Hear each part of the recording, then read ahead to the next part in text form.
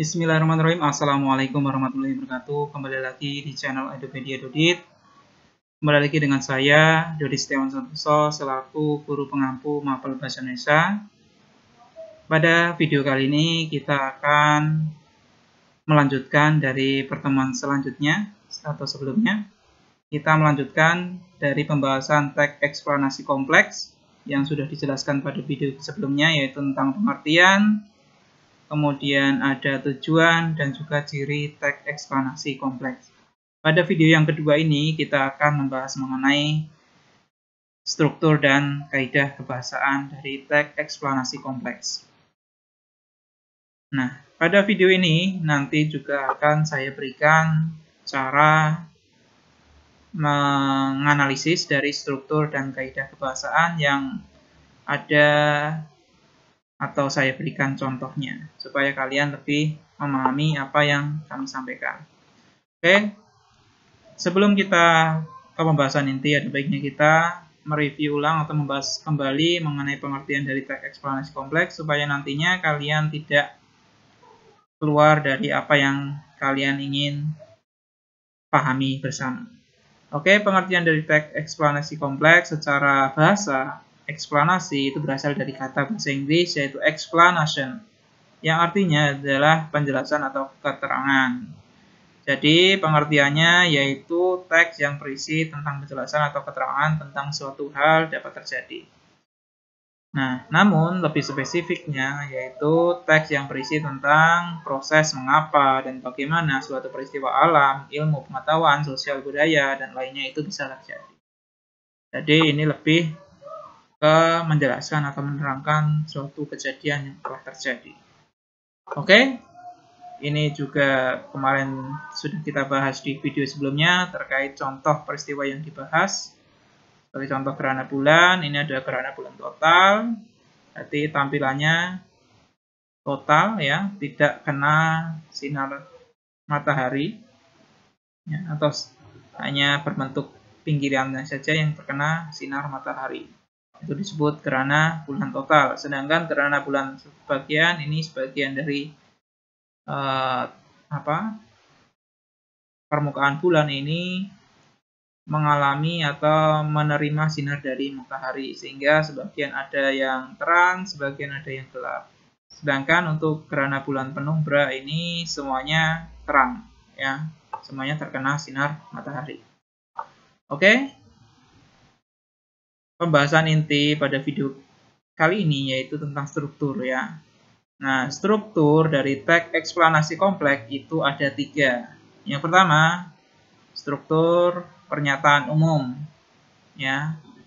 Pernyataan umum ini biasanya berisi pernyataan tentang definisi tentang topik yang ingin dijelaskan ya. Kemudian yang kedua yaitu tentang urutan sebab akibat atau penjelasan proses. Nah, ini berisi tentang detail penjelasan proses terjadinya yang disajikan secara urut atau bertahap dari yang paling awal hingga yang paling akhir. Kemudian yang terakhir yaitu interpretasi. Ini berisi tentang kesimpulan mengenai topik yang telah disajikan. Nah, ini ada kami berikan contoh analisis struktur teks eksplanasi. Di sini ada teks tentang gerhana bulan. Nah, ini yang berwarna merah ini merupakan struktur yang ada di dalam teks eksplanasi kompleks ya. Ada pernyataan umum, kemudian penjelasan proses atau urutan sebab akibat, kemudian penutup atau interpretasi. Nah, perlu diketahui bahwa pernyataan umum ini biasanya terletak pada paragraf pertama ya, yang biasanya ini ditandai dengan pengertian dari atau penjelasan umum mengenai apa yang menjadi objek pembahasan. Kemudian untuk penjelasan proses ini biasanya ditandai dengan tentang tahapan-tahapan ataupun sebab akibat dari apa yang menjadi pokok pembahasan ya. Misal gerhana bulan berarti step by step atau mungkin tahap by tahap dari penjelasan terjadinya gerhana bulan. Nah, ini dijelaskan pada paragraf selanjutnya. Nah, ini disebut dengan penjelasan proses atau urutan sebab akibat. Kemudian bagian terakhir, ini biasanya di paragraf terakhir yang ditandai dengan penutup atau kesimpulan. Nah, ini biasanya menyimpulkan dari pembahasan yang sudah dibahas. Ya. Oke, itu ya. Jadi paragraf pertama ini biasanya untuk pernyataan umum atau pembuka. Kemudian paragraf selanjutnya yang mengenai urutan atau tahapan ini masuk ke dalam penjelasan proses atau urutan sebab akibat. Dan yang terakhir atau paragraf terakhir biasanya ini penutup atau interpretasi. Oke, lanjut ke pembahasan yang selanjutnya. Tadi kita sudah membahas mengenai struktur. Nah, untuk selanjutnya kita membahas mengenai kaidah kebahasan teks eksplanasi kompleks. Perlu diketahui bahwa ada 4 kaidah yang dominan dalam teks eksplanasi kompleks, yaitu yang pertama menggunakan kata benda sebagai contoh buah semangka ya di dalam kalimat ini. Kemudian menggunakan konjungsi. Ya, menggunakan konjungsi atau kata sambung. Ini perlu diketahui bahwa ada banyak sekali konjungsi atau kata sambung. Sebagai contoh, konjungsi yang menerangkan keterangan waktu. Ini bisa kata pada, ketika, suatu hari, sementara itu, kemudian, setelah itu. Itu merupakan keterangan konjungsi keterangan waktu. Sedangkan keterangan tempat itu bisa menggunakan kata di, ke, dan dari. Kemudian keterangan tujuan itu bisa untuk, kepada, dan juga mungkin konjungsi yang lain seperti dan, atau. Nah, itu bisa atau termasuk dalam kata konjungsi atau kata sambung atau kata hubung. Kemudian yang ketiga menggunakan kalimat simpleks dan kompleks ya. Apa itu kalimat simpleks? Kalimat simpleks adalah kalimat yang menggunakan satu verba di dalam kalimatnya. Kemudian kalimat kompleks itu kalimat yang menggunakan 2 verba atau lebih. Ya. Ini nanti akan dijelaskan pada slide selanjutnya. Slide setelah ini ya. Kita akan membahas khusus mengenai kalimat simpleks dan kompleks. Kemudian yang keempat atau yang terakhir itu menggunakan kata verba atau kata kerja. Nah, ini perlu diketahui juga ada 2 jenis atau 2 macam kata kerja atau verba. Yang pertama kata kerja aktif. Nah, ini biasanya ditandai dengan kata imbuhan me. Sebagai contoh, mengakibatkan, merusak, meninggalkan atau apapun itu yang sebagai ciri khasnya itu menggunakan kata me. Kemudian ada kata kerja pasif, biasanya menggunakan imbuhan di, sebagai contoh diakibatkan dan sebagainya.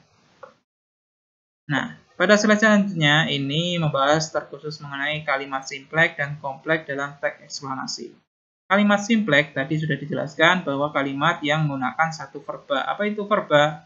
Verba itu kata kerja dan menyatakan aksi. Kalimat ini disebut juga kalimat tunggal. Ya, sebagai contoh, gerhana bulan boleh dilihat langsung. Nah, di sini dilihat yang merupakan verba atau kata kerja ini adalah kata dilihat. Nah, mengacu pada pengertian kalimat simpleks bahwa menggunakan satu verba, nah ini dilihat dari contohnya hanya menggunakan satu verba yaitu kata dilihat. Beda halnya dengan kalimat kompleks ya. Di sini kalimat kompleks tadi sudah dijelaskan juga bahwa kalimat kompleks adalah kalimat yang menggunakan 2 atau lebih verba atau kata kerja yang menyatakan aksi. Kalimat ini biasanya disebut juga kalimat majemuk bertingkat. Sebagai contoh, gerhana bulan terjadi ketika posisi bulan terletak di antara bulan dan matahari sehingga terlihat menutup sebagian atau seluruh cahaya matahari di langit bulan. Ya. Yang kami tandai merah ini merupakan verba atau kata kerja. Sebagai contoh terjadi, kemudian terletak, terlihat, menutup. Nah, ini merupakan kata kerja atau verba. Jadi ini kalimatnya termasuk kalimat majemuk bertingkat atau kalimat kompleks ya. Yang di dalam satu kalimat ini terdiri atas 4. Berarti ini masuk ke dalam kalimat kompleks. Beda dengan kalimat simpleks tadi yang hanya menggunakan satu verba atau kata kerja. Oke, saya kira paham untuk perbandingan antara kalimat simpleks dan kompleks. Nah, di sini saya juga atau kami juga memberikan sebuah contoh analisis kaidah kebahasaan teks eksplanasi kompleks berjudul Gerhana Bulan. Nah, ini sudah kami tandai warna-warni ya. Nah, ini membahas tentang gerhana bulan. Nah, ini yang kami tandai warna orange ya. Ini merupakan kata benda ya. Sebagai contoh gerhana bulan ini merupakan kata benda, bumi merupakan kata benda, sinar matahari kata benda dan sebagainya. Itu merupakan kata benda. Nah, ini lebih lengkapnya ya. Atmosfer bumi ini merupakan kata benda, sinar merupakan kata benda, bayangan ini juga ya, semuanya kata benda. Kemudian untuk yang warna biru ya, ini merupakan konjungsi atau kata hubung. Sebagai contoh, kata atau, itu, dan, pada, yang, karena, oleh, pada, ini, karena, yang, dan sebagainya. Itu merupakan kata kerja, kata hubung ya, yang itu merupakan kata hubung tadi, yaitu ya. Kemudian yang selanjutnya yang berwarna hijau ini merupakan kata kerja atau verba ya. Sebagai contoh, terjadi, tertutup, terhalang, mencapai, kemudian dibelokkan, memiliki, dihasilkan, penyebab terjadinya, menutupi, berada ya. Itu merupakan kata kerja. Nah, selain kaidah kebahasaan ada kata benda, ada konjungsi, ada kata kerja, di dalam teks eksplanasi kompleks itu ada juga yang dinamakan kalimat simpleks dan juga kalimat kompleks. Nah, kalimat simpleks, nah dalam paragraf pertama ini ada atau terdapat pada kalimat kedua ya, untuk kalimat simpleksnya. Masih ingat ya, kalimat simpleks itu kalimat yang memiliki satu verba atau menggunakan satu verba. Kita bisa lihat pada kalimat kedua. Peristiwa itu terjadi jika matahari dan bulan ada pada satu garis lurus yang sama. Yang merupakan kata kerja yang menjadi ciri khas kalimat simpleks yang hanya satu kata kerja. Nah, ini merupakan kata terjadi ya. Di dalam kalimat ini hanya memiliki satu kata kerja saja. Jadi itu disebut kalimat simpleks. Kemudian kalimat kompleks itu terdapat pada kalimat ke-1 dan ke-3. Ya, kalimat ke-1 dan juga ke-3 ya. Kalimat ke-1, gerhana bulan dapat terjadi ketika sebagian atau keseluruhan penampang bulan tertutup bayangan bumi. Nah, pada kalimat pertama ini ada dua kata kerja, yaitu kata kerja terjadi dan tertutup. Kemudian untuk kalimat ketiga, sinar matahari tidak dapat mencapai bulan karena terhalang oleh bumi. Nah, ini terdapat dua kata kerja juga, yaitu mencapai dan terhalang. Ini merupakan kata kerja. Makanya itu kedua kalimat ini merupakan kalimat kompleks atau kalimat bertingkat.